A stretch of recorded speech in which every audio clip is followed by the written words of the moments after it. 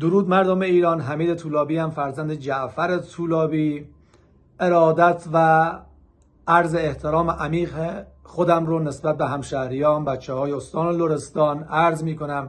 ببینید همشهریا، واقعیتش این هستش که نظام توزیع قدرت و ثروت در ایران مبتنی بر قومیت، لریت، ترک بودن یا عرب بودن یا چیزها نیستش.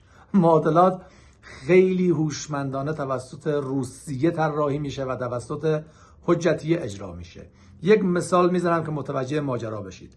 بعد از عملیات کربلای 4، چون عملیات کربلای 4 توسط آواکس های آمریکایی که بالای سر عربستان خط رزم ایران رو افشا کرده بودن لو رفته بود، بعد از عملیات کربلای 4 بررسی کرد روسیه، دید در تنها جایی که خط شکسته شده خطی هستش که سازمان رزم بچه‌های استان لرستان هستند و گویا مهار کردن این آدما سخت هستش. لذا دستوری از کاخ کرملین صادر شد که هر طور شده است بایستی مردم لرستان از طرح صنعتی خارج بشن و سال 69 لرستان از طرح صنعتی کل کشور خارج شد و اعلام کردند که هر طور شده بایستی مردم لر رو در قالب نیروهای نظامی به استخدام در بیارن که هر خانواده حداقل یک نفر نیروی مسلح درش وجود داشته باشه.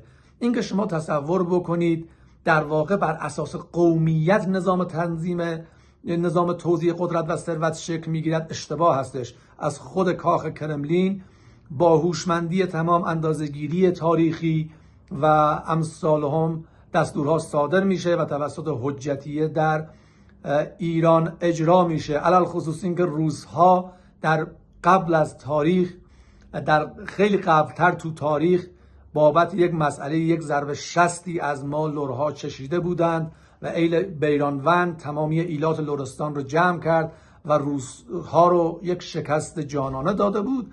و القصه این که اون اتفاق تاریخی و این اتفاق کربلای 4 منجر به این شد که روس‌ها در جلوگیری از صنعتی شدن استان لرستان هر آنچه دارن به کار ببندند و موفق هم شدند. متشکر از وقت شما.